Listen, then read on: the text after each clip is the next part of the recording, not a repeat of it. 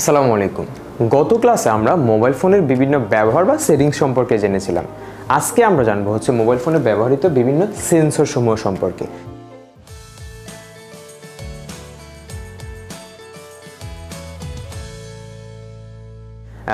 অনেক ফোন আমাদের কাছে এরকম ফোন আছে যে আসলে ফোন আছে কিন্তু আসলে এই যে সেন্সরটা আমার ফোনে আছে আমি কিন্তু সেটা জানিও না, তার ব্যবহারও জানি না। ঠিক আছে, তো আজকে আমরা মূলত সেন্সর নিয়ে আলোচনা করব।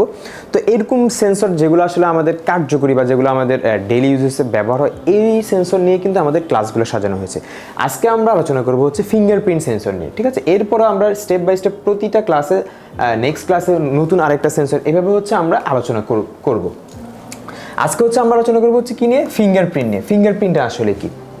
দেখেন, মোবাইল ফোন এখন শুধু কথা বলা ছাড়া বা ছবি তোলার মধ্যে সীমাবদ্ধ নেই। দৈনন্দিন জীবনে আমরা আরও সহজ করতে স্মার্টফোনে বাড়তি ফাংশন দেওয়া হয় এবং এই কাজগুলোর জন্য প্রয়োজন হয় সেন্সরে। বর্তমানে বেশিরভাগ স্মার্টফোনে ফিঙ্গারপ্রিন্ট সেন্সর দেওয়া হয়ে থাকে।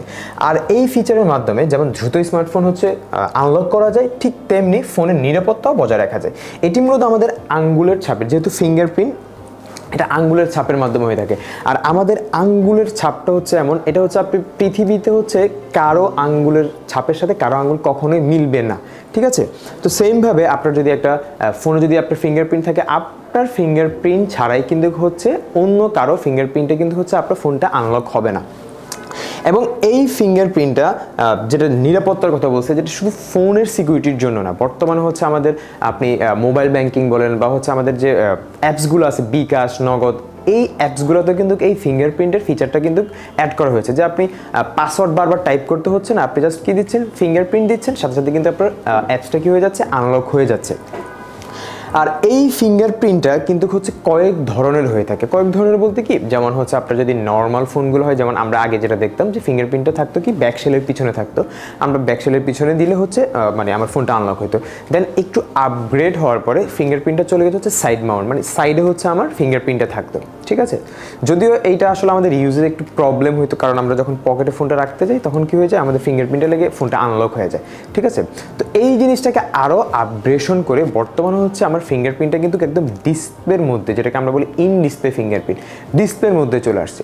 এইখানে একটা জিনিস বোঝার বিষয়, সেটা ইন ডিসপ্লে ফিঙ্গারপ্রিন্ট বা ইন ডিসপ্লে যে ফোনগুলোতে ফিঙ্গারপ্রিন্ট থাকবে, ইন ডিসপ্লে যে ফোনগুলোতে ফিঙ্গারপ্রিন্ট থাকবে, এগুলো কিন্তু অলওয়েজ অ্যামোলেড বা আমরা যেটা বলছি যে এলসিডি এবং এলইডি, এটা অলওয়েজ এলইডি ডিসপ্লেগুলোতে ইন ডিসপ্লে হয়, এলসিডিতে কখনো ইন ডিসপ্লে ফিঙ্গারপ্রিন্ট হয় না।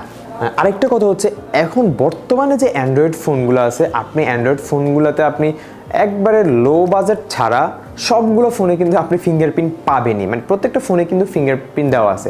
আবার যদি একটু অ্যাপেলের দিকে আমরা যাই, অ্যাপেলের 8 সিরিজ পর্যন্ত প্রত্যেকটা ফোনে কিন্তু ফিঙ্গারপ্রিন্ট ছিল, বাট এক্স থেকে শুরু করে এখন পর্যন্ত যে ফোনগুলো আছে এগুলোতে কিন্তু ফিঙ্গারপ্রিন্টটা দেওয়া নাই। এটা ফেস আইডি, এবং ফেস আইডি নিয়ে কিন্তু আমাদের বিস্তারিত ক্লাস আছে।